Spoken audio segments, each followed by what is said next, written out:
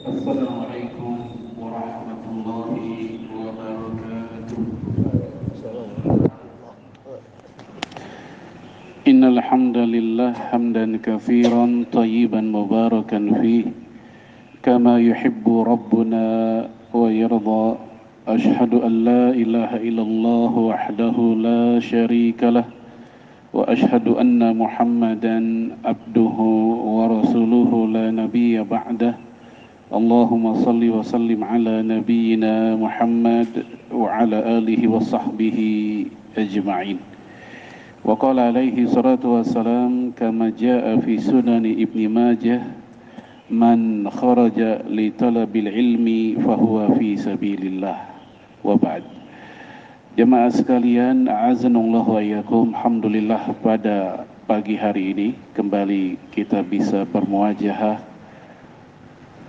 Yang pertama, kita sholat subuh berjamaah, dan ini tentunya nikmat yang Allah berikan kepada kita, dan semoga kita tetap istiqomah untuk senantiasa melaksanakan sholat berjamaah dikala jutaan barangkali umat Islam yang terhalang untuk mendapatkan kesempatan menikmati menjalankan subuh berjamaah yang merupakan sholat disaksikan oleh malaikat pagi dan siang, sholat yang menjadi pembeda kaum munafikin di masa lalu seperti yang dikatakan oleh Abdullah bin Mas'ud.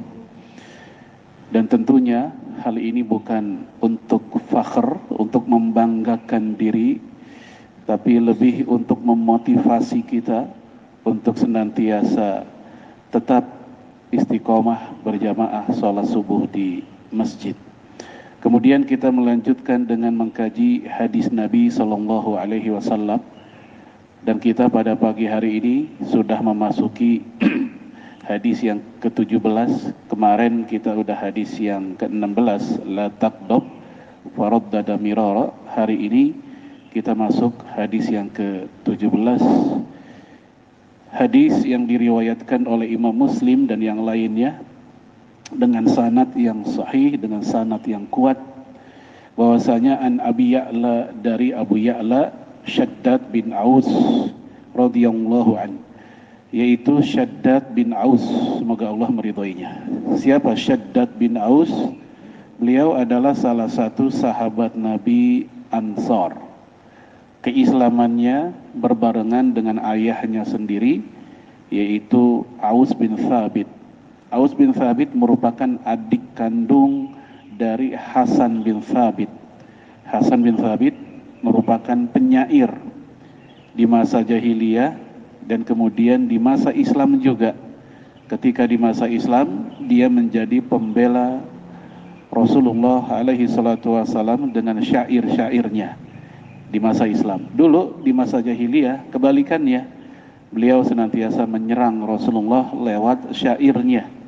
Nah, di masa Islam dia justru kebalikannya, menciptakan syair-syair membela Rasulullah alaihi salatu wassalam.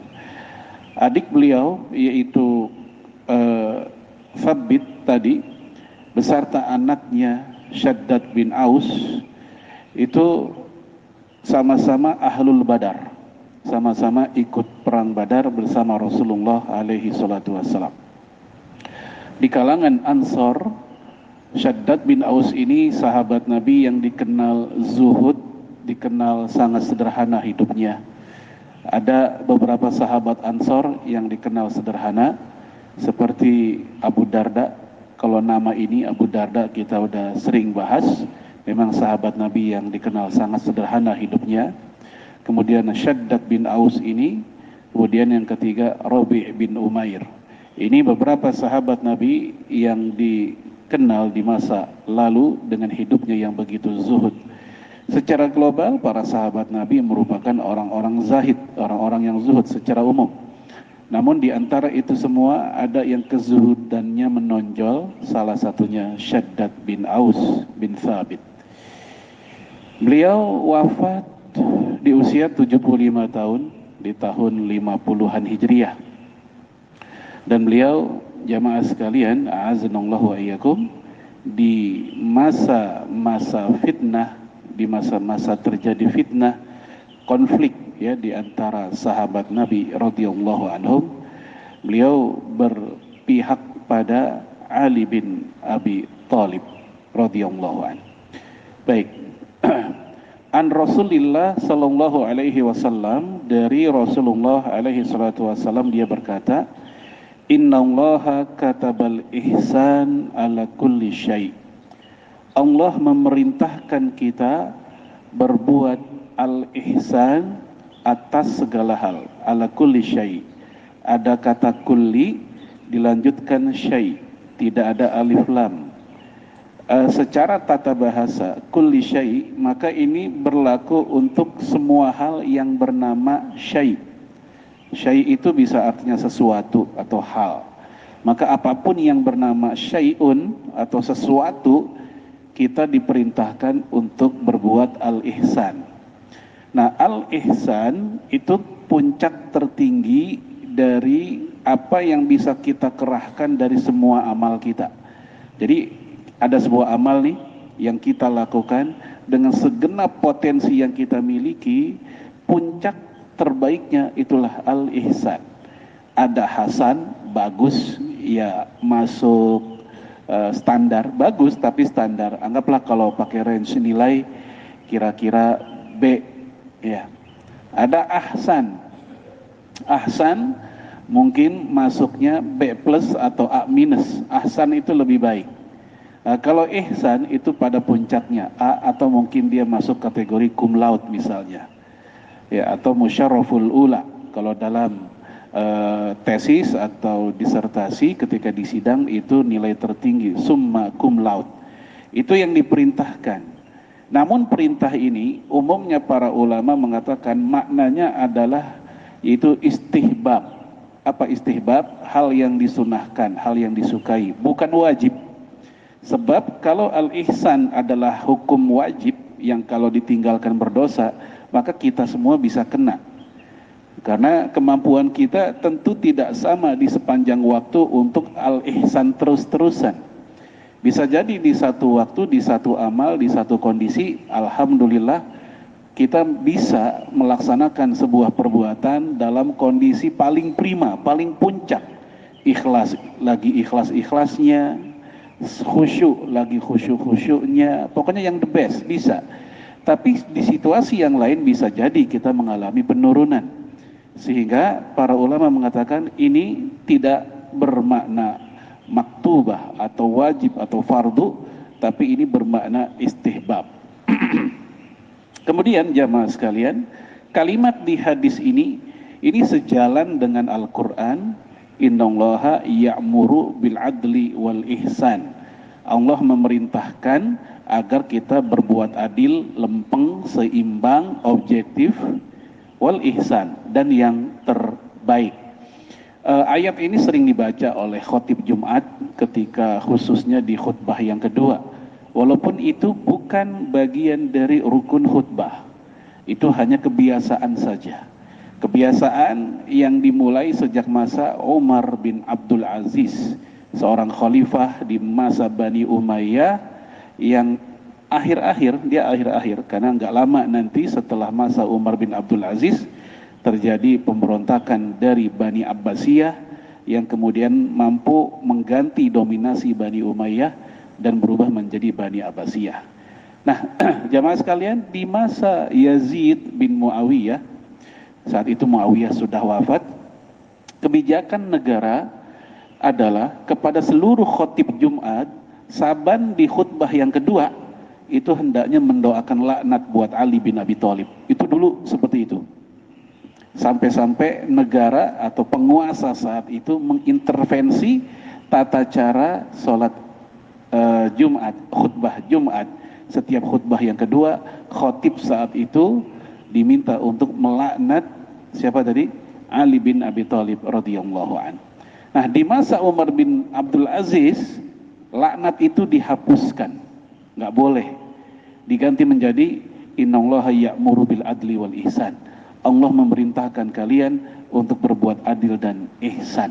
Nah, sejak saat itu kalimat tersebut, ayat tersebut terus dikutip, saling berestafeta hingga sampai sekarang, sehingga orang menyangka itu bagian dari rukun khutbah, padahal bukan. Itu bukan bagian dari rukun khutbah. Oleh karena itu, kalau seandainya ada khotib Jumat yang tidak membaca ayat tersebut, tidak mengapa sama sekali.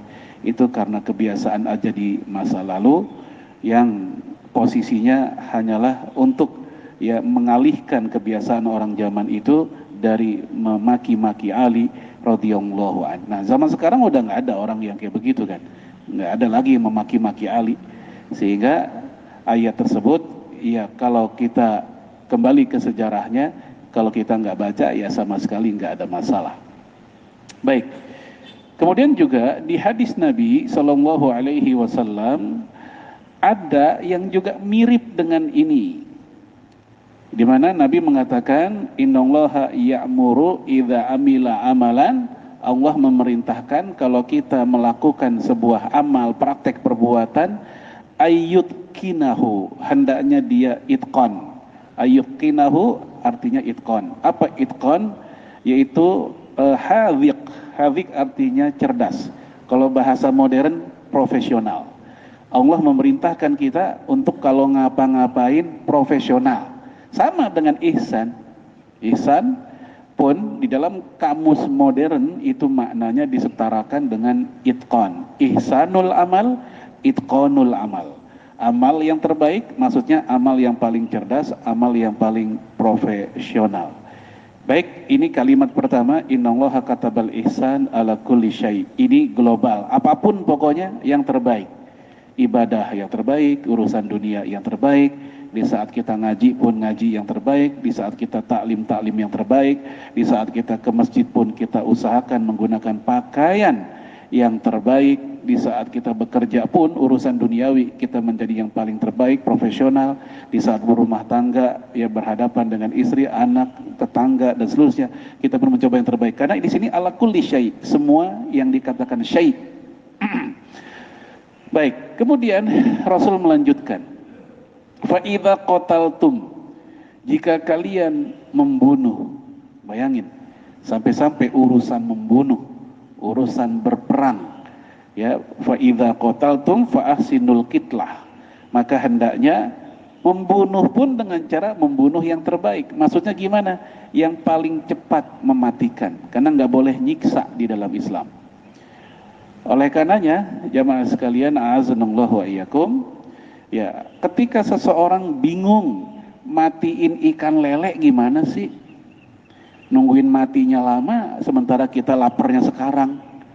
Ya, ya maunya kita sih kita beli dalam keadaan sudah mati, biar sampai rumah mah tinggal goreng aja. Tapi kita seringkali beli ikan lele dalam keadaan masih hidup. Kita mau anggaplah goreng ini pagi atau mau kita masak ini pagi, tapi dia masih hidup. Nah, gimana supaya matinya cepat? Nah, jamaah sekalian, ini salah satu apa istilahnya tantangan buat kita, gimana cara mematikan ikan lele cepat supaya masuk kategori idza qataltum fa asinul qitlah. Kalau kalian mematikan, membunuh, termasuk membunuh hewan, lakukan dengan cara yang terbaik. Kata ulama kita seperti Syekh Muhammad Ismail Ansori, beliau mengatakan maksudnya adalah yaitu yang paling cepat mematikannya. Maksud yang terbaik yang paling cepat mematikannya. Biduni ta'dzib. Ya, biduni ta'dzib artinya dengan tanpa adanya siksaan. Ya, lama nyiksa dikit-dikit dulu, ini nyiksa, terlarang. Nah, oleh karena itu ya kita sekarang ya adu ide. Ada yang mengatakan cara paling cepat matiin lele digetok palanya. Ya kan ada tuh, langsung digetok palanya karena lele kan palanya keras. Ya. Ada juga yang langsung memasukin ikan lele hidup-hidup ke penggorengan yang udah panas minyaknya. Kalau kayak gini mah nyiksa, dia kelepek-kelepek dulu biasanya itu. Nggak langsung mati kan, lompat-lompat dulu. Ini maksudnya jadi kategori ta'dzib, menyiksa. Ya, saya lebih cenderung untuk ya kalau memang betul terbukti menggetok palanya itu cara yang paling cepat mematikan, maka itu yang kita pilih. Nah, dalam konteks hukum Islam, hukuman pancung itu yang paling cepat mematikan. Ya, Konon 8 detik pertama ketika orang dihukum pancung itu belum langsung mati. Dia masih berasa dulu. Ya, ketika kepalanya putus, dia masih berasa seakan-akan masih hidup, masih mikir. Nah, setelah itu baru meninggal. Dan menurut pakar syaraf, hukuman dalam Islam, hukuman pancung itu hukuman yang secara rasa sakit si penderitanya itu yang paling sedikit, karena langsung. Berbeda dengan suntik mati yang dipakai di Amerika, dia merasakan tersisa dulu, ada proses yang bisa jadi prosesnya itu memakan waktu puluhan detik bahkan bermenit-menit. Kemudian juga kursi listrik disetrum dengan ribuan tegangan volt, itu jelas menyiksanya. Lalu kemudian juga hukuman gantung pun juga ada proses, begitu blok begitu ada gerakan dulu ya hingga sampai beberapa detik, bahkan mungkin sampai puluhan detik baru dia mati kemudian diem. Kemudian juga ada dengan cara tembak, kalau di Indonesia dengan cara tembak, yaitu di bagian jantung. Kalau kena, ya kan, kalau meleset ya nggak kena jantung, kena paru-paru dulu. Ya lagi nembak bersin, kena jidatnya misalnya. Nah, beda dengan pancung, itu tingkat kematiannya paling cepat, kemudian rasa sakit syarafnya itu paling sedikit, dan tingkat efek terapinya buat orang yang ngelihat itu paling tinggi. Ngerinya, maksudnya, tingkat kengeriannya, ya itu paling tinggi. Supaya apa? Supaya di sisi sosial ini membawa dampak kepada jiwa orang yang melihatnya, sehingga mereka akan berpikir ribuan kali ketika untuk melakukan aktivitas dosa yang membawa hukuman mati. Kemudian jamaah sekalian, a'azzanallahu wa iyyakum, wa idza dzabhtum fa ahsinu dzibha. Jika kalian menyembelih, maka sembelihlah dengan yang cara terbaik juga. Wal yuhidda ahadukum syafratahu, dan hendaknya kalian tajamkan ya pisau, golok atau apalah yang alat pemotongnya itu. Wal yurih dzabihatahu, dan bikin bahagialah, bikin seneng hewan sembelihan tersebut. Gimana cara bikin senengnya? Yaitu tajam tadi. Jadi nggak sampai di begini tahu-taunya waduh belum robek nih, diulangin lagi. Itu jelas nyiksa. Ya, bahkan jamaah sekalian, a'azzanallahu wa iyyakum, jangankan dalam hal sembelih ya, dalam keadaan peperangan saja kita memukul wajah aja dilarang. Di mana Rasulullah alaihi salatu wasalam dalam hadis Imam Bukhari di hadapan para sahabat itu berkhutbah atau ngasih panduan ketika mereka menjelang perang Badar saat itu. Ya, siru bismillah wa fi sabilillah, kata Rasul. Berangkatlah kalian dengan nama Allah wa fi sabilillah, dan di jalan Allah. Falyahdhari wajhah, dan hindarilah memukul wajah. Jadi langsung Rasulullah bilang jangan mukul wajah. Padahal kita tahu yang namanya berantem kalau nggak mukul wajah kan kurang apa namanya? Ya kurang nampol, bukan nampol namanya kalau bukan wajah. Ya kan, kalau bukan wajah bukan nampol namanya. Tapi ternyata Rasulullah bilang nggak boleh mukul wajah. Berarti apa? Kalau dalam perang di masa itu ya paling tusuk badan atau apa gitu. Ya paling tinggi leher, enggak, wajah jangan. Nah dari situ para fuqaha Islam sejak masa dulu itu ternyata banyak yang mengharamkan olahraga, mohon maaf, tinju. Karena tinju kan pasti mukul wajah. Ya, lalu kemudian juga yang sekarang lagi ngetren UFC atau MMA tuh, ya konon siapa namanya itu yang dari Dagestan, Khabib Nurmagomedov itu, dia ngundurin diri bukan semata-mata permintaan dari ibunya, ya pasca ayahnya wafat dia pensiun saja, bukan semata-mata itu, tapi dia teringat, ya kemudian dia teringat dengan larangan dalam Islam memukul wajah. Nah, UFC itu ya salah satu pertandingan bela diri yang melibatkan tinju, gulat dan macam-macam lah di situ. Bahkan pencak silat pun juga dipakai kalau yang bisa. Sebagian fuqaha bilang begitu. Di antaranya Imam Ibnu Hajar Al-Haytami. Namun ulama Al-Azhar seperti Syekh Ahmad Syurbasi, beliau hidup kurang lebih akhir abad 19 dan awal abad 20. Dalam fatwa beliau, kumpulan fatwa-fatwanya, olahraga tinju, kebetulan saat itu dia secara umur hidup di akhir hayat dia, itu sedang awal-awal munculnya Muhammad Ali, Cassius Clay. Nah, ketika beliau ditanya apa hukum olahraga tinju, dia mengatakan olahraga tinju itu boleh bersyarat. Nah, dia beda dengan ulama sebelumnya, dia katakan boleh tapi bersyarat. Apa syaratnya? Bukan hindari wajah, tetapi peraturannya ketat. Nah, perbedaan dengan yang lain di masa lalu adalah masa lalu nggak ada pakai peraturan-peraturan. Nah, kalau tinju ada peraturan, ada wasit di situ, ada juri juga di situ, mana yang bisa didiskualifikasi dan seterusnya. Namun tetap ini masih pro kontra di antara para ulama kita. Baik, kembali ke tadi, ya satu persatu. Fa idza qataltum fa ahsinul kitlah. Rasulullah alaihi salatu wasalam bukan hanya melarang mukul wajah, tapi juga mathullah. Nahan Nabi alaihi salatu wasalam anil mathullah lil mayyit. Rasulullah melarang kita untuk mathullah kepada mayit. Mathullah itu mencabik-cabik, atau apa istilah lain tuh, kalau udah mati kan ada tuh orang yang tetap dihajar juga, dicabik, dicacak begitu. Nah, ini dilarang. Alias udah mati ya udah tinggal, nggak usah emosi kita turutin. Musuh udah mati, lawan udah nggak berdaya, ya lalu kita kuliti atau apalah. Ini terlarang di dalam Islam. Ini adab.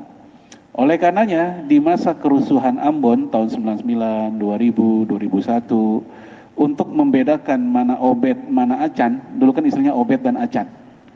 Ya, di mana umat Islam dipanggilnya Acan, diambil dari kata Hasan. Obed untuk yang Nasrani, diambil dari kata Robet. Itu cara membedakannya saat itu adalah kondisi mayitnya. Kalau mayitnya utuh, nggak diapa-apain, mati ya mati udah, maka itu mayit Obed.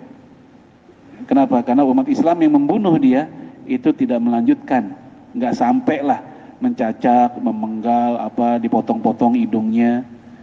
Tapi kalau ada mayit yang kondisinya mengenaskan, palanya nggak ada, kemaluannya nggak ada, hidungnya dipotong, biasanya ini mayit Acan, mayit Muslim, karena mereka tidak mengenal adab seperti itu. Nah, jamaah sekalian, substansi dari bagian ini adalah itulah Islam, keindahannya. Dalam kondisi peperangan yang sangat emosional pun, tetap Allah dan Rasulnya mengajarkan kita untuk jaga tuh hawa nafsu. Kan berat sebenarnya, berat banget. Ya, kita kalau dalam kondisi perang, apalagi kalau keluarga kita jadi korban, istri kita jadi korban, diperkosa, dibunuh, anak kita juga begitu. Suatu ketika kita ada kesempatan buat membalas musuh, biasanya kita aji mumpung begitu. Ini musuh nggak berdaya. Lalu kita pun terbayang dengan anak istri kita yang mereka bantai. Biasanya kita akan melakukan hal serupa dengan alasan wa jazaa'u sayyi'atin sayyi'atum misluha. Balasan kejahatan adalah kejahatan yang setimpal. Nah, supaya setimpal, kayaknya kalau mati doang nggak cukup, kudu lebih nih. Sama seperti keluarga saya pun bukan hanya mati, tapi keluarga saya pun juga disiksa. Misal begitu. Itu kalau kita bicara hawa nafsu maunya begitu. Ya, karena saya pernah ngadepin sendiri, saat itu saya sedang ke Mampang, ketemu ada orang dalam kondisi tangannya pakai perban, istilahnya di bidai ya, pakai perban, ada kelihatan ada luka atau pembusukan gitu. Ini kejadiannya tahun 99-2000 di masa Ambon itu, di sebuah LSM yang mengumpulkan bantuan buat Ambon Maluku saat itu ya. Saya masih ingat namanya. Ya, saya tanya, ya Pak Fulan lah begitu. Ya, saya kenalan sama dia. Pak, itu tangannya kenapa? Nah, dia cerita, ini luka karena duel 1 lawan 1 dengan Obed itu. Ya, kemudian saya iseng nanya, Bapak pernah matiin mereka? Pernah. Bahkan saya pernah, sampai memenggal segala. Langsung saya teringat dengan adab berperang dalam Islam. Saya bilang sama dia, bukankah dalam Islam melarang kalau kita perang membunuh hingga sampai penggala apa-apa. Nah, saat itu saya lihat dia kayak agak emosi, dia marah. Apa jawaban dia? Kamu nggak ngerasain aja bagaimana sakit hatinya istri diperkosa depan kita dan dibunuh. Kamu nggak ngerasain anak kita dibunuh dan anak saya tinggal satu dari sekian anak. Saya pun juga diem. Kenapa? Karena kita berupaya untuk memahami jawaban ini. Kalau kita posisinya kayak dia, bisa jadi mungkin kita pun melakukan hal serupa. Ya, istri diperkosa dan dibunuh, bukan diperkosa doang, habis diperkosa dibunuh. Dan saat itu dia nggak berdaya karena kondisinya sedang juga disiksa atau dikerjain sama non muslim saat itu, dia nggak berdaya, dikeroyokin juga. Anaknya dari sekian orang sisa satu juga dibunuh. Nah, ketika dia ada kesempatan untuk membalas, akhirnya dia pun pernah melakukan tadi pemenggalan. Nah, ini yang saya maksud tadi, ya walaupun secara normatif kita udah ngerti dan paham nggak boleh, tetapi ternyata emang ada situasi di mana hawa nafsu manusia dan emosinya begitu kuat, yang kalau seseorang mengalami, ya kadang kita menganggap ya maklum, tetapi secara fikih tetap itu sebuah kesalahan, karena Rasul melarang dengan kalimat yang tegas, nahan Nabi alaihi salatu wasalam anil mathullah lil mayit. Ya, dalam hadis lain lil janazah. Ya, Rasulullah melarang kita untuk mencacak-cacak mayit atau jenazah. Mandiin mayit aja Nabi ngelarang untuk nekennya kayak orang neken apaan tahu begitu. Tetap harus manusiawi nekennya. Karena kata Rasulullah itu mayit masih bisa merasakan. Ya. Baik. Kemudian jamaah sekalian, a'azzanallahu wa iyyakum. Ya, wa idza dzabahtum, kalau kalian menyembelih, ini maksudnya hewan. Kalau yang tadi umum, kalimat qataltum membunuh itu umum, baik manusia dalam peperangan atau membunuh hewan, ya dalam konteks penyembelihan. Nah, lalu dilanjutkan dengan hadis yang lebih khusus atau kalimat yang lebih khusus tentang penyembelihan. Ini luar biasanya Rasulullah SAW dalam mengibaratkan sesuatu, mentakbir, mengungkapkan sesuatu. Dijelaskan secara umum dulu, Allah memerintahkan kalian berbuat baik dalam segala hal. Itu umum tuh. Kemudian mengkerucut, dalam membunuh aja Allah nyuruh kita yang terbaik.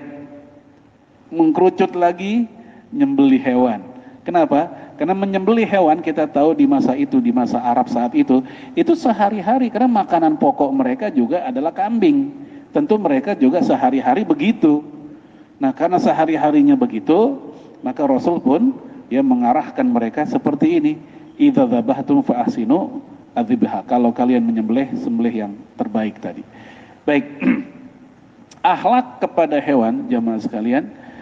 Rasul mengatakan la'anallah, Allah melaknat manittakhadha ruha gharada. Orang yang menjadikan sesuatu yang punya nyawa, ruh nyawa, gharada, sebagai target. Gorodo, target. Kecuali kalau itu hewan pengganggu, boleh dah. Kita baru punya senapan angin, ngejajal, mau nembak. Apa yang memang dibolehkan untuk dibunuh? Rasulullah dalam hadis Bukhari menyebutkan hewan-hewan yang boleh dibunuh. Yang pertama al-fa'r, tikus. Nah, silakan dah tuh. Karena dia memang mengganggu dan menjadi hama buat kehidupan manusia, bahkan juga penyakit. Yang kedua, al-ghurab. Ghurab itu burung gagak. Burung gagak. Karena burung gagak ini hitungannya karnivora dan pemakan ternak, ayam khususnya. Yang ketiga, al-hida, al-hudaya atau al-hida, yaitu garuda, elang, raja wali. Ini juga dimasukkan oleh para ulama sebagai hewan as-sab'. Sab' itu binatang buas dari kalangan toir, dari kalangan burung. Ini pun juga dibolehkan dibunuh kalau memang dia mengganggu kehidupan manusia. Terus yang keempat, kalbun akur. Kalbun akur, anjing rabies. Anjing yang ditengarai bahaya, anjing gila, anjing rabies dah. Yang kelima yaitu ular. Ya, ular dibolehkan atau dianjurkan untuk dibunuh kalau memang dia mengganggu kehidupan kita. Nah, apakah cuma 5 doang? Apakah cuma 5 doang hewan yang boleh untuk dibunuh? Jamaah sekalian, para ulama mengatakan hewan apapun yang diperkirakan akan mengganggu kehidupan kita, ya, maka dia dibolehkan untuk dibunuh. Pada awalnya mungkin itu hewan jangan dibunuh dulu.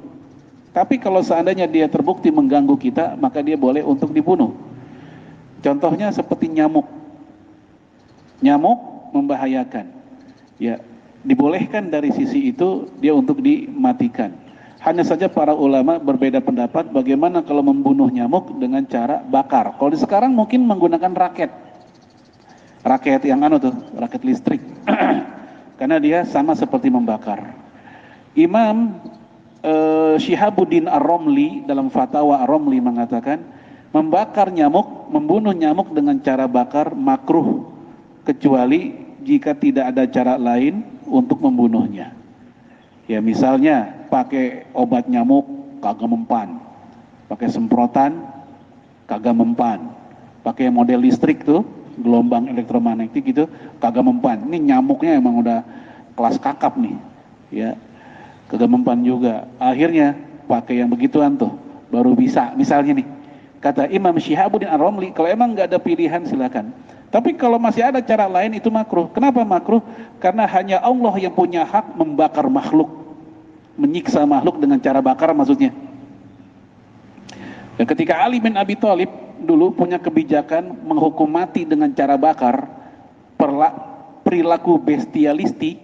Bestialisti itu seks menyimpang, orang berzina dengan hewan.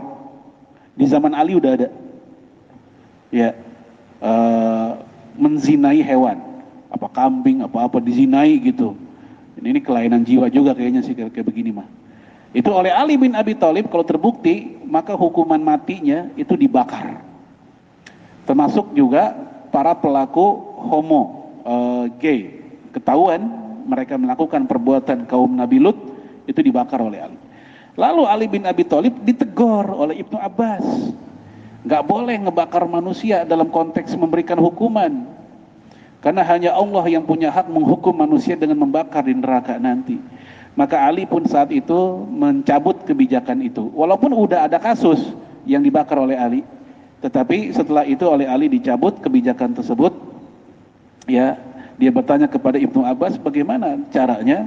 Maka kata Ibnu Abbas, dengan cara bawa itu orang ke bukit, lepas dari bukit sampai dia jatuh.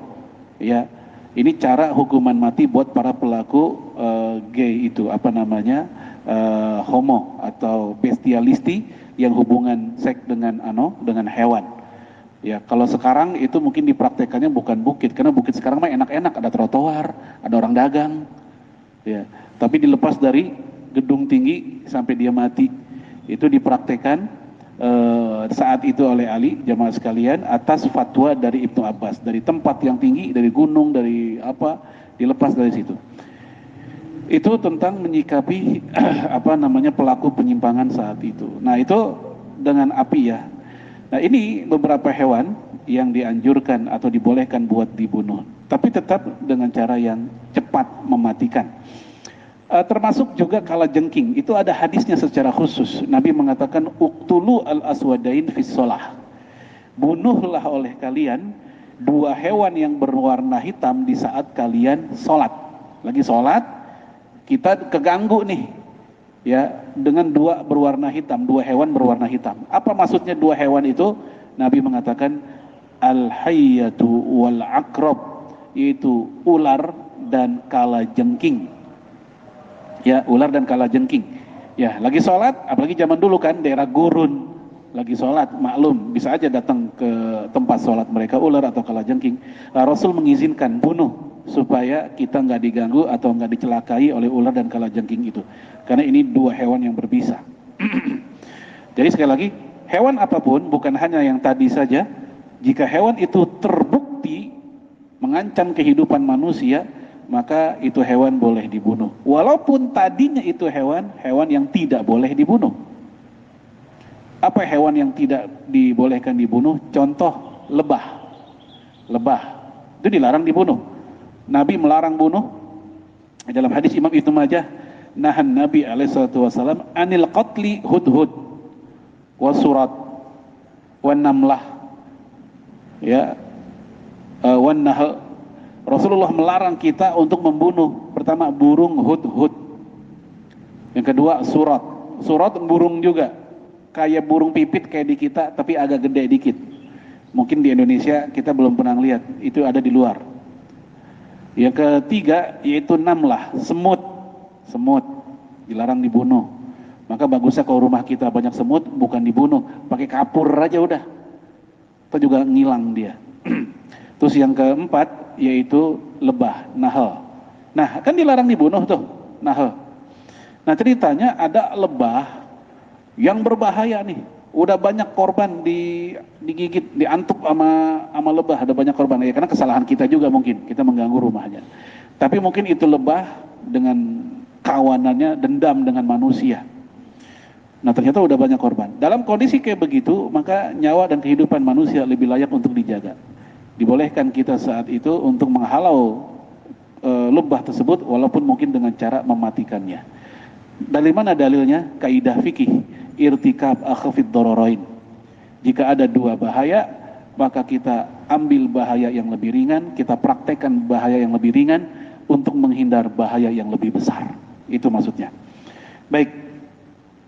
Kemudian jamaah sekalian, a'azanallahu wa iyyakum, Islam dari hadis yang tadi juga menunjukkan ya sangat manusiawi dengan hewan. Sampai-sampai dalam proses penyembelihan aja Rasul mengajarkan kita dengan cara yang terbaik, dengan alat yang tertajam. Ini dalam rangka belas kasihan kepada mereka. Oleh karenanya ketika ada bocah-bocah di masa Rasulullah itu nimpuk ayam, ada ayam nih, ya namanya bocah kan begitu, kadang iseng nyambit ayam. Di masa Rasul juga terjadi, itu bocah nyambitin ayam. Ibnu Umar lewat, begitu Ibnu Umar lewat, beliau pun berteriak. Itu bocah pada kabur-kaburan, lari. Kata Ibnu Umar, man fa'ala hadza? Ini siapa yang nyambit, siapa yang nimpuk ayam? La'anallah man fa'ala hadza. Allah melaknat orang yang melakukan hal ini. Sejalan dengan hadis sebelumnya. Allah melaknat orang yang menjadikan sesuatu yang punya nyawa sebagai gorodok, sebagai target sambitan, target tembakan dia. Baik. Itu ayam, dan cukup sering anak-anak kita, bocah-bocah kita yang menyakiti hewan ya tanpa perlu ya.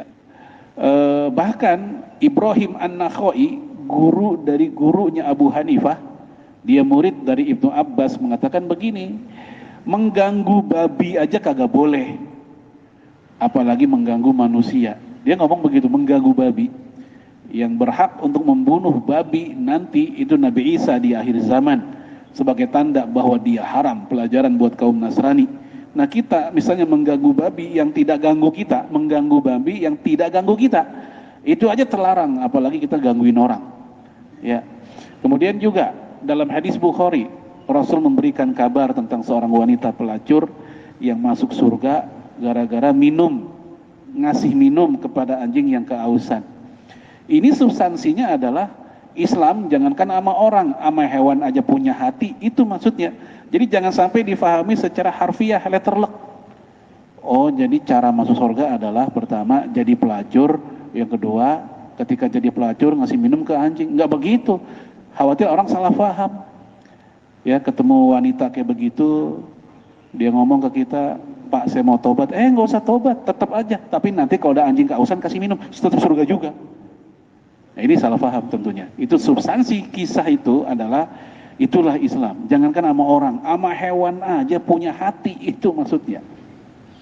Hatta anjing sekalipun, hewan yang di Indonesia mayoritas mengatakan najis. Tapi kalau kita ke Maroko, Tunisia, Aljazair, mereka tidak mengatakan anjing itu najis karena mazhab mereka mazhabnya Imam Malik. Ya, mazhabnya Maliki itu menganggap anjing itu bukan najis. Mau liurnya, mau darahnya, kecuali jentuk, kencing sama kotorannya ya. Ya pokoknya selain itu, darah, bulu, tulang, kulit, liur, bagi mazhabnya Imam Malik itu nggak najis. Dan ini juga menjadi pendapat Imam Syaukani dan ulama kontemporer Yusuf Qaradawi. Maka jangan kaget waktu Piala Dunia kemarin tuh Maroko kan sampai babak apa tuh semifinal kalau nggak salah. Itu ada pemainnya walaupun dia Muslim itu sambil gendong-gendong anjing. Karena memang di sana fikihnya tidak menganggap anjing itu najis, ya menyamakan dengan kucing lah begitu. Sementara di Indonesia rata-rata mengatakan itu najis seluruhnya, luar dalam, kanan kiri, kuku, bulu, kulit, apalagi liur, najis. Dari mana dalilnya? Hadis Imam Bukhari, idza walago al-qalbu fi ahadi inaikum faksil sab'um marrat ihdahunna biturab, atau awaluhunna biturab. Jika seekor anjing minum di ember kalian, di bak kalian, maka cucilah itu bejana, itu ember, itu bak 7 kali, awalnya dengan tanah. Kita lihat di situ yang dijilat airnya, ngapa baknya yang dicuci? Itu menunjukkan bahwa jilatan anjing najis berat, najis mughallazzah. Lah terus kalau emang itu cuman jilatan, kenapa bulu-bulunya juga najis? Itu kan hadis ngomongin jilatan. Kata mazhab Syafi'i, ini dikiaskan karena jilatan air liur itu, air liur muncul dari mana? Dari pori-porinya lidah. Maka pori-porinya tubuh anjing selain lidah kayak kulitnya, kalau keluar keringat maka itu najis juga. Keringat keluar dari pori-pori badan, liur keluar dari pori-pori lidah. Dikiaskan dari situ kata Imam Al-Ghazali, maka liur pun, keringat pun, yang tentunya keringat akan ada di kulit dan kena bulu, itu juga najis. Ini kata Al-Ghazali. Dan ditambah lagi anjing punya kebiasaan ngejilat-jilatin badannya. Maka golongan Syafi'i yang paling ketat masalah anjing. Nah, yang paling pertengahan itu Hanafi dan Hambali. Di mata Hanafi dan Hambali, liur anjing najis, tapi bulu, kulit, terus tapak kakinya itu bukan najis. Jadi kalau dihitung-hitung dari 4 mazhab, hanya mazhab Syafi'i yang mengatakan najisnya bulu dan kulitnya anjing. Yang lain rata-rata mengatakan suci. Bahkan Imam Malik tadi hingga sampai liurnya pun juga dikatakan suci. Jadi yang agak sangat moderat mazhabnya Imam Malik, yang sangat tegas atau ketat mazhabnya Syafi'i, yang pertengahan Hambali dan Hanafi tadi, bahwa liur itu tetap najis, namun untuk bulu kemudian kulitnya bagi 2 mazhab ini mengatakan tidak. Nah itu tentang posisi hewan anjing itu. Nah walaupun anjing seperti itu dalam fikih Islam, namun tetap ketika mereka ngalamin sekarat, kelaparan, kita lihat misalnya di depan kita, bukan hal yang aib kalau kita kasih makanan, malah bagus. Dalam hadis Imam Bukhari, ada seorang laki-laki pengembara ngelihat anjing keausan sampai jilat-jilat pasir karena dia mungkin nyari air gitu, pasir dijilat-jilatin. Maka si pengembara itu dia mencari sumur dan ketemu sumur, dia turun ke sumur itu menyiduk air pakai sepatunya.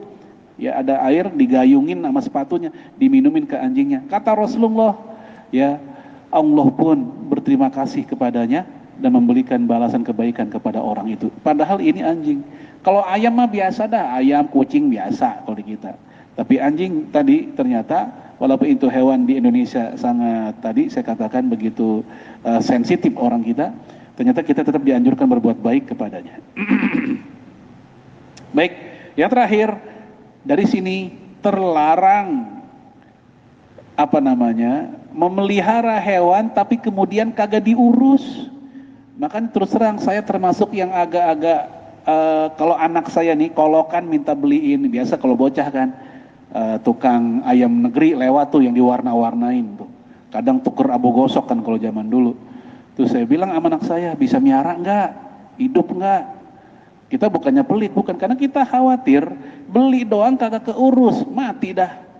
Nyiksa, khawatir jatuhnya kita kena. Ya, lalu kemudian yang lain-lain lah, bukan hanya ayam ya, tapi juga ikan. Dulu saya pernah juga punya akuarium, ada ikan segala. Tapi emang nggak kepegang, saya yang nggak kepegang, anak nggak kepegang. Setelah itu saya kapok, udah nggak mau lagi dah. Kenapa? Karena kita khawatir memelihara hewan, namun kita menelantarnya. Rasulullah SAW melihat seekor unta yang antara punggung dan perutnya menyatu. Ini bahasa simbol ya. Punggung kan di sini, perut di bawahnya. Kalau hewan kan gitu, punggung kan di atas, perut di bawahnya. Itu menyatu. Menyatu apa? Itu bahasa simbol dari kurus banget itu unta. Saking kurusnya. Nabi nanya langsung, ini punya siapa? Ini hewan punya siapa? Si fulan, datang orangnya. Hewan kamu itu tadi berbicara kepadaku. Jadi Rasul juga ngerti omongan hewan, ya, bahwa dia merasa tersiksa dengan perbuatanmu.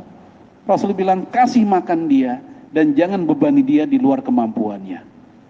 Ya, baik jamaah sekalian, itu kisah tadi hadis Imam Bukhari. Kalau jamaah sekarang zaman dulu kan onta buat transportasi ya. Kalau sekarang kita kayak orang punya motor tapi kagak diurus. Dipakai doang, ganti oli kagak pernah, servis nggak pernah, mandiin nggak pernah, dipakai berbulan-bulan begitu aja. Itu motor kalau bisa teriak dia teriak dah tuh. Ya, ini majikan gua make doang kagak diurus. Nah, yang kayak gini jamaah sekalian nggak masuk kategori al-ihsan. Walaupun dia rajin ke masjid, walaupun dia macam-macam lah luar biasa ibadahnya, tetapi dia kurang ihsan dengan makhluk Allah yang lain, tentu tidak seperti itu yang kita inginkan dari kepribadian seorang muslim. Baik jamaah sekalian, ini dulu tentang hadis yang ke-17 tentang perintah berbuat baik kepada segala apapun. Kemudian berbuat baik walaupun dikala sangat emosional seperti peperangan, dan berbuat baik kepada hewan walaupun dikala menyembelihnya pun dengan sembelihan yang terbaik. Wallahu a'lam, barangkali ada diskusi silakan jika memang ada. Assalamualaikum warahmatullahi wabarakatuh. Silakan jemaah. Ya.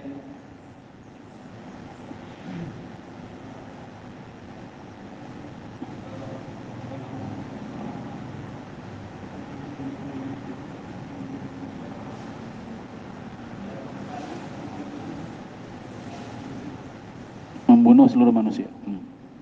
Iya.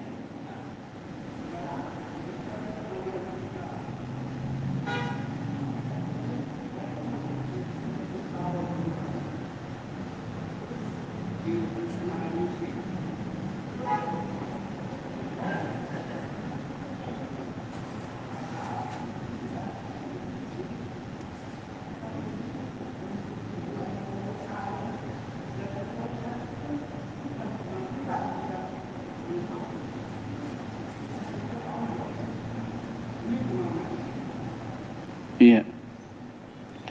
Baik, jazakallahu khairan atas pertanyaan dari salah satu saudara kita, orang tua kita. Ya, tentang masalah apakah seseorang yang berbuat jahat kemudian dia dihukum, apakah hukuman tersebut merupakan mukaffirat, penghapus dosa. Dalam riwayat Imam Bukhari, datang wanita Al-Ghamidiyah, ya, wanita dari Bani Al-Ghamidi. Ya Rasul, saya berzina. Nabi nggak langsung percaya. Nabi nanya lagi, betul kamu berzina? Iya. Apakah udah sampai seperti ember masuk sumur? Nah, ini juga bahasa majas tuh. Ya, kata si perempuan, iya. Saya sampai hamil. Begitu udah sampai hamil ya jelas kan, mau gimana lagi, udah ketahuan hamil. Lalu kata Rasul, nanti nunggu kamu ngelahirin. Sebab kalau dia dihukum rajam saat itu, ya tentu kan kasihan bayinya, bayinya mati juga. Padahal kan yang salah dianya doang. Maka Nabi bilang, tunggu sampai kamu ngelahirin. Nah, dia ngelahirin sambil gendong bayinya.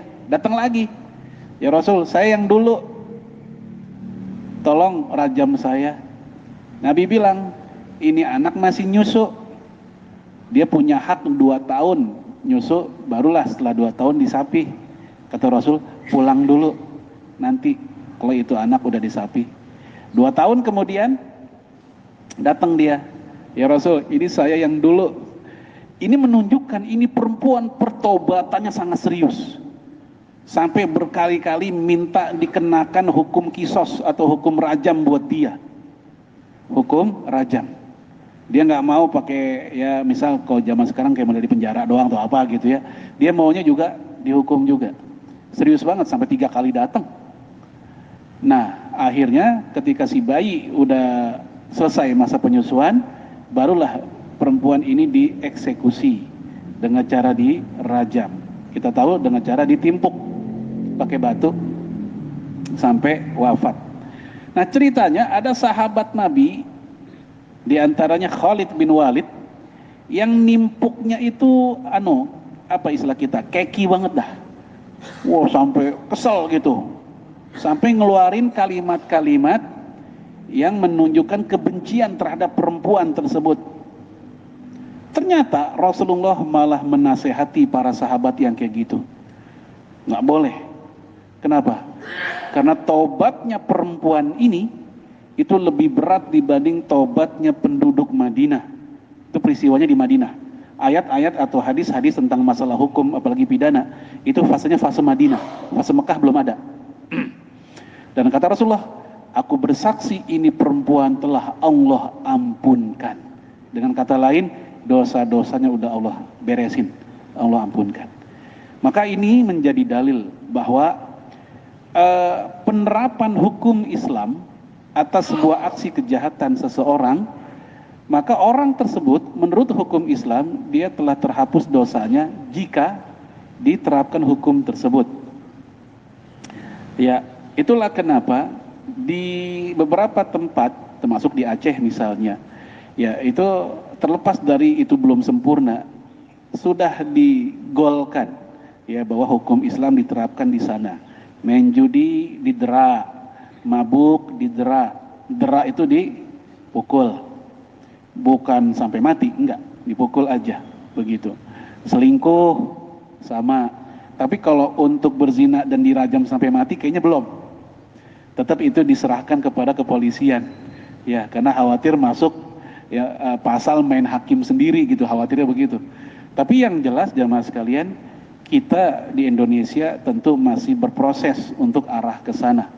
Ya, baru di Arab Saudi saja yang udah menerapkan hukum pidana sesuai dengan SOP syariat Islam. Ya kayak misalnya narkoba, pembunuhan itu hukuman mati di sana dengan cara Islam. Zina dengan rajam juga udah dipakai di sana. Nah, apa dampaknya buat si pelakunya? Dengan hadis tadi itu menjadi dalil Allah telah mengampuni mereka. Itulah hikmahnya kenapa seorang muslim mesti memperjuangkan ini, karena ini bagian dari cara kita mukaffirat, menghapuskan dosa kita dikala kita melakukan kejahatan tersebut. Terus seandainya di Indonesia gimana? Kan di Indonesia kan belum kepake tuh. Ada orang melakukan mencuri segala macam, potong tangan kagak, di penjara doang. Dosanya dihapusin nggak? Ya, karena Indonesia nggak pakai hukum itu, dan si pencuri ini dia tidak punya power untuk mengganti hukum tersebut, ya dalam kondisi lemah kita, maka kita tidak disalahkan saat itu. Namun jangan lupa kita punya mekanisme yang namanya tobat, karena pertobatan ini pun juga bagian dari sebab terhapusnya dosa. Ya selain tadi diterapkan hukum Islam, tobat yang kita lakukan, menyesali dan bertekad nggak mengulanginya, juga bagian dari cara menghapuskan dosa-dosa tersebut. Allah alam bisawab. Silakan, ada yang lain? Gantian. Ya. Waalaikumsalam warahmatullahi wabarakatuh.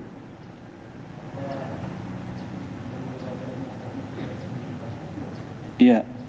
Untuk perzinahan yang dirajam sampai mati itu namanya zina muhson.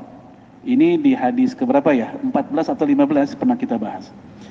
Yaitu untuk mereka yang udah nikah, baik masih berstatus sebagai suami atau istri, atau janda atau duda. Pokoknya udah pernah ngalamin pernikahan.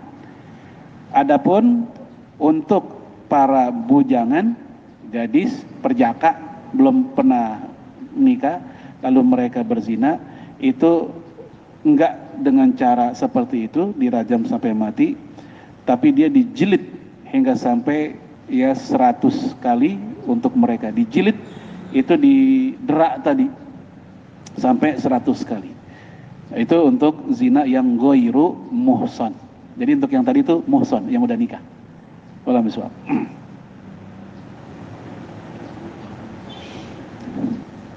Ya.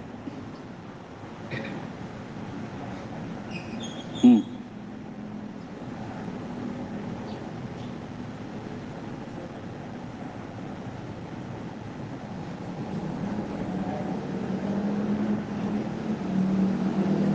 Hmm.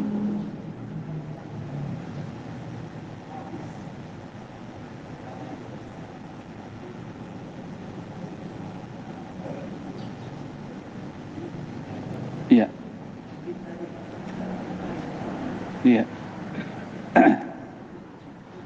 Jazakallahu khairan. Jamaah sekalian, mazhab fikih di dalam Islam awalnya atau aslinya itu bukan 4. Cuman yang masih bertahan sampai sekarang tinggal 4. Dulu ada mazhab Al-Auza'i di Syam, lenyap. Mazhab Jariri, Imam Ibnu Jarir atau Bari yang hadis ahli tafsir tuh, tapi juga ahli fikih dia. Ya, cuman pengikutnya tidak ada yang mengkompilasi pemikirannya dan konsepnya sehingga lenyap tuh, nggak ada yang rawat. Mazhab Laitsi di Mesir, seangkatan dengan Imam Malik. Kitab-kitab karyanya dia ribuan itu tenggelam di laut, habis semua. Mau nulis lagi kan berat, apalagi zaman dulu kan nggak ada penerbitan percetakan. Udah sampai dia meninggal nggak ada yang ngerawat pemikiran dia, lenyap. Mazhab Tsauri, Sufyan al-Tsauri, lenyap. Nah, yang masih tersisa 4 ini dengan pengikut yang banyak di berbagai macam negeri muslim, dengan para ulama mereka yang terus merawat konsepnya, fatwa-fatwanya dan seterusnya hingga sampai sekarang. Dan paling luas penyebarannya adalah Hanafi. Dulu kita menyangka Syafi'i yang paling luas, tidak, Hanafi yang paling luas. Kemudian baru Syafi'i, kemudian seimbang antara Hambali dengan Maliki. Nah, bagaimana dengan Imam Bukhari, Imam Tirmidzi dan seterusnya? Imam Bukhari, Imam Tirmidzi, Imam Abu Daud itu hidup setelah zaman para imam ahli fikih. Jadi lebih tuaan, lebih senior umurnya dan masa hidupnya dibanding para imam ahli fikih itu. Jadi Imam Abu Hanifah lahir tahun 80 Hijriah, bahkan sempat ketemu sahabat Nabi 10 orang termasuk Anas bin Malik. Kemudian Imam Malik dia lahir tahun 97 Hijriah, ya, masih di zaman tabi'in. Kemudian Imam Syafi'i lahir tahun 150, tahun di mana wafatnya Imam Abu Hanifah 150, lahirlah Imam Syafi'i. Ya, adapun Imam Malik meninggalnya 179. Makanya Imam Syafi'i ketika remaja atau muda ketemu dengan Imam Malik dan bahkan menjadi murid yang paling getol belajarnya kepada Imam Malik. Imam Ahmad bin Hambal dia lahir tahun 164. Ya, selisih 14 tahun dengan Imam Syafi'i. Imam Ahmad bin Hambal belajarnya ke Imam Syafi'i. Imam Ahmad meninggal tahun 204. Nah, itu udah terakhir tuh Imam Ahmad tuh. Ya, dia juga ahli hadis, Musnad Imam Ahmad. Nah, setelah Imam Ahmad baru muncul generasinya Imam Bukhari. Imam Bukhari belajarnya ke Imam Ahmad bin Hambal. Imam Tirmidzi, Imam Abu Daud belajarnya ke Imam Bukhari gitu. Nah, Imam Bukhari sendiri secara fikih mazhabnya Syafi'i menurut beberapa riwayat. Ada yang mengatakan Imam Bukhari dia mazhabnya sendiri. Dia seorang mujtahid mutlak, sama kayak yang lain, hanya saja memang dia kadung hadisnya yang lebih kebaca, hadisnya yang lebih terkenal, sehingga orang nggak nyangka kalau dia sebagai ahli fikih. Baik, hubungan antara ahli hadis dengan ahli fikih, kalau kita mau mudah pahami, itu seperti hubungan antara apoteker dengan dokter. Apoteker yang paling tahu bagaimana cara meracik itu obat. Tapi dokter yang paling tahu menganalisa ini obat buat penyakit yang mana. Atau seperti hubungannya antara tukang bangunan dengan tukang material. Tukang material yang paling tahu ini KW1, KW2, ini pasir yang nomor 1, ini semen nomor 1 dan seterusnya. Tapi orang tukang lah yang nanti membuatnya menjadi sebuah rumah. Nah, ahli hadis dia yang paling tahu mana yang dhaif, mana yang sahih, mana yang valid sampai Rasul, dia yang neliti. Nah, ahli fikih lah yang nanti meraciknya, menganalisanya, yang kemudian menjadi sebuah ketetapan hukum. Apa hukumnya dari situ? Itu kaitan di antara keduanya. Oleh karenanya Syekh Muhammad Al-Ghazali mengatakan antara kedua aktivitas ini, dua kelompok ini di zaman kita juga termasuk, ini nggak boleh berjalan sendiri-sendiri. Karena mereka saling terkait. Karena fikih, boleh kita katakan mayoritas fikih itu didominasi oleh hadis, karena penjelasan-penjelasan Quran dari hadis. Sementara kalau ahli fikih nggak ngerti hadis, nanti dia akan asal comot hadis aja. Yang dhaif-dhaif, yang palsu-palsu dipakai juga untuk fikih, kan berabe. Maka kata Imam Sufyan bin Uyainah, hendaknya seorang ahli fikih juga ahli hadis. Dan hendaknya seorang ahli hadis juga belajar fikih. Nah, walaupun di generasi awal tadi ada yang ahli fikih, ada yang ahli hadis, tapi kemudian di selanjutnya banyak orang mempelajari dua-duanya. Seperti Imam Nawawi, dia ahli hadis yang kuat di fikihnya. Ibnu Hajar, ahli fikih yang kuat di hadisnya. Wallahu bisawab. Baik, cukup ya. Insya Allah kita... Oh, ada.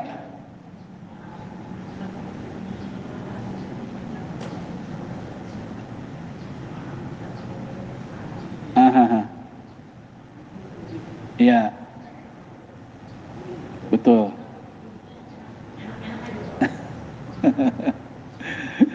Iya, kembali kepada firman Allah, fas'alu ahla dzikri in kuntum la ta'lamun. Ya, kalau ada persoalan termasuk dalam memahami hadis segala macam, ya maka kita bertanya kepada yang spesialis di bidang itu. Ahla dzikri, yang punya keahlian. Ya, di hadis juga dikatakan idza wusidal amru ila ghairi ahli fantaziru sa'ah. Jika urusan dikasih kepada yang bukan kapasitasnya, maka tunggulah kehancurannya. Nah, termasuk dalam fiqhul hadis, memahami hadis. Saya ambil contoh. Imam Al-A'mash, dia ahli hadis. Lagi berkumpul dengan Abu Hanifah dan orang-orang. Ada orang nanya ke Al-A'mash. Ini ada persoalan gini. Apa jawaban Anda? A'mash, dia ahli hadis tuh bingung jawabnya. Waduh, saya nggak ngerti. Lalu kemudian Abu Hanifah yang jawab, permasalahan Anda jawabannya begini. A'mash kaget. Gimana Anda bisa mengetahui? Kok seperti itu jawabannya? Pas lagi. Lalu kata Abu Hanifah, kami para ahli fikih adalah dokter, sedangkan kalian para ahli hadis adalah apotekernya. Jadi Abu Hanifah ngambil hadisnya tetap dari Al-A'mash, lalu kemudian dianalisa oleh dia, itu maksudnya seperti ini.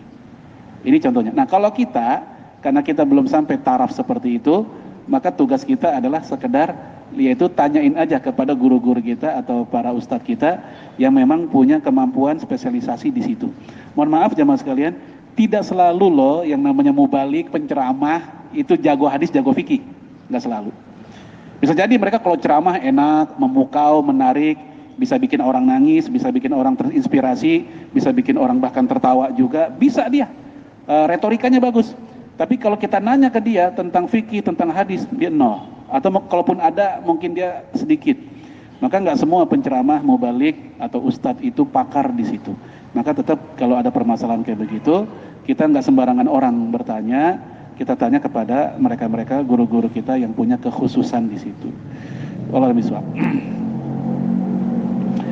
Baik, kita akhiri dengan hamdalah dan kafaratul majlis. Alhamdulillahirabbil alamin. Subhanakallahumma wa bihamdika asyhadu an la ilaha illa anta astaghfiruka wa atubu ilaik. Lebih kurang saya mohon maaf. Assalamualaikum warahmatullahi wabarakatuh.